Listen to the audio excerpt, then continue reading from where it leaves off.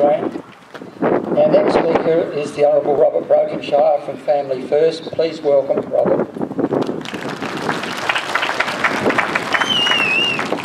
Thanks very much, John, and it's good to see you all here this morning on what is one of the most diverse food bowls of any peninsula in this state and indeed this nation, and that's the Fleurieu Peninsula. And that's a message that we need to start to get through to the government if they want us to continue to produce food. I acknowledge and thank FLAG for the work that they've done, their whole committee. I've known Peter Manuel for years. You know, there'll be people in the audience here, just a few, that'll be spies from the government today, and I say now because I don't want this being used against me. Yes, I am a farmer as well as a politician, and I'm very, very proud to be a farmer. And I don't apologise for the conflict of interest. Today I have my son here and my father-in-law. My son is the 4th generation to breed Roslyn Vale jerseys on this peninsula. I would like to think, and I'm sure you would too, that if he has a son or a daughter, they'll be having an opportunity to be the 5th generation to breed those Roslyn Vale jerseys. But I don't say lightheartedly that right at the moment that is under threat. And that's why I'm here with my parliamentary colleagues and supporting FLAG. I don't see a bunch of red raggers out here that I hear in the Parliament corridors. I see people that want to right a wrong. And that's why I'm here to support Peter Manuel and FLAG and my colleagues. This is not about red rag extreme right. This is about righting a wrong. This is about stopping the Greens and those with a socialist agenda to undo food production in this state and nation, and it's time we stood up. And if we don't, then we're all irresponsible too. You're not irresponsible, that's why you're here today, but we need to get that message across. I want to talk about two things. One about obviously the natural resource management matters that concern a lot of us. And secondly, I want to talk about food sovereignty for Australia and indeed for our state. And I want to say at the start, Jay Weatherall wants to have a fairly easy ride in the next 2 years, and he'll get a honeymoon. We're seeing it already. We saw it in the print in the last week and on the televisions. But he's got to do more than just say he's going to listen. In the South Australian Parliament, where I spent 13 years in the lower house before coming into the upper house, the carpet is not only green, the carpet has wine grapes and wheat sheaf all over it. And you know why that has that there? Because this state has been underpinned by agriculture since it was colonised. And whilst we need to be mining as well, the fact is that if we have government that's focused, we have a wonderful opportunity to value add sustainable food production for our state, our nation, and to export into our trading partners. CHOGM is on at the moment, the Commonwealth Heads of Government meeting. Julia Gillard has been saying a lot.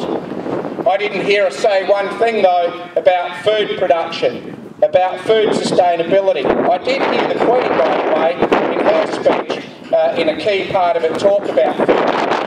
So the Queen of England, the Queen of Australia understands about the importance, and our Prime Minister clearly doesn't. And I think that's an indictment on where this government is right now. Now let's just touch for a moment on the NRM. We were hoodwinked in the Parliament by the Rand, Weatherall Cabinet and Government when they put through NRM, which was to combine water, soil, pest plants and feral animals. That's what it was about, and it was supposed to make things more efficient.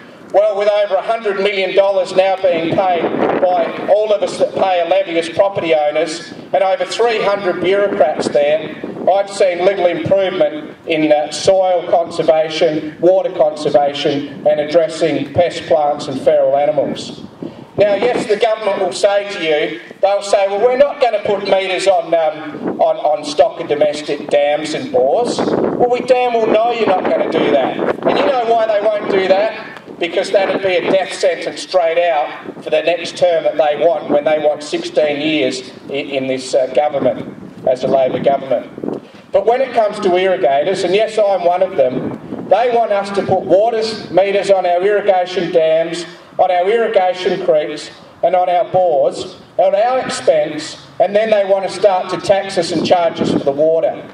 You know, the land here is diverse and opportunistic, and we are blessed with high rainfall and good water supply.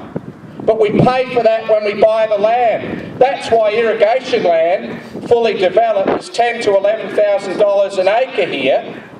You know, it's not $700 an acre in marginal cropping country where you don't have that water. You and all of us have paid for that, and now the government want to tax and charge that. On top of that, they want to implement low-flow bypasses.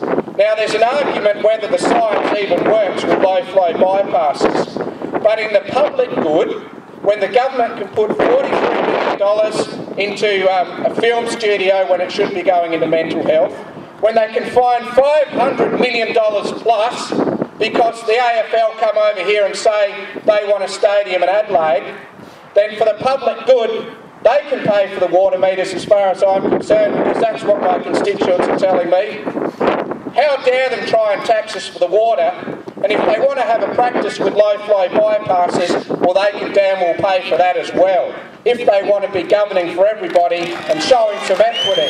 And at the moment, their city-centric approach is not governing for South Australia. And I encourage you to talk to our city cousins, because, Mr Weatherall, if you want Don Dunstan's plan for this peninsula, which was to turn it into a holiday playground, damn well tell us now, and we'll shut our tractors down, we'll stop milking, we'll stop growing food, and if your agenda is to bring more and more food in from overseas, and particularly from China, with all the disease risks and everything else we know that are there, then tell us you don't want food producers. But if you do want food producers, if you do want jobs, and if you do want opportunities for growth in this state, then get out of our way and let us get on and farm. And I hope that there is another protest by you and thousands more that Flag and others have right on the steps of Parliament in 6 months' time, and go right in the face of the government if they haven't listened.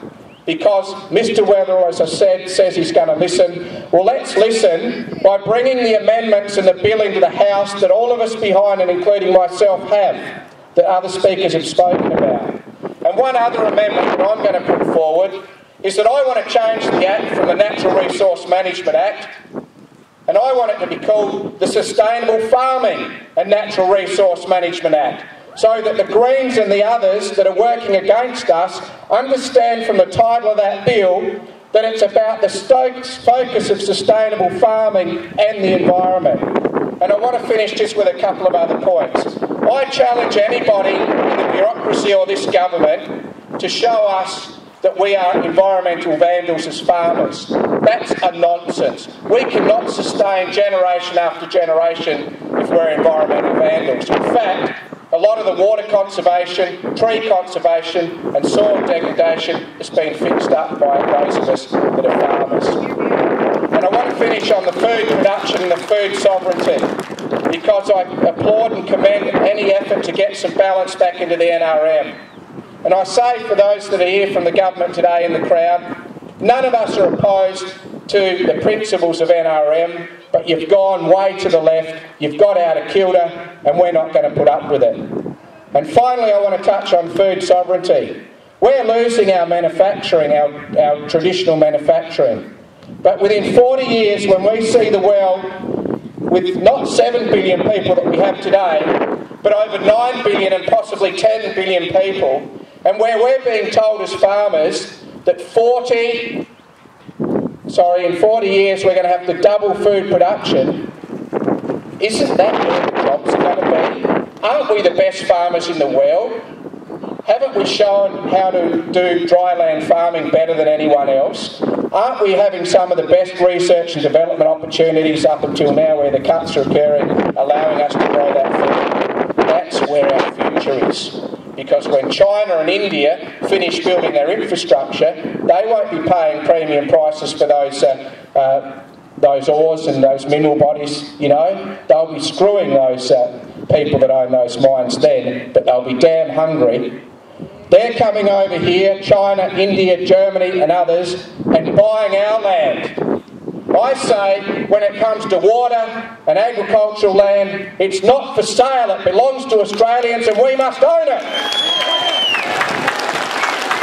And yet when I wrote to Penny Wong and I said, Penny Wong, there's $500 million of American money in the Canary Islands where there's a tax haven, wanting to buy irrigators water at a time when they've had 6 years of drought and the banks are shaking them by you know where. Why are you allowing this? And she wrote back to me and she said, Robert, they're only going to be buying about 5% of the water. Perhaps 5% this year, another 5% next year, and before we know it, they will own most of our water and a lot of our farmland, and we have let our families and our future generations down. Let's not do that. Let's make today the start of a fight until we get governments in this country that govern for all Australians and govern for future generations, not for the next election. Thank you.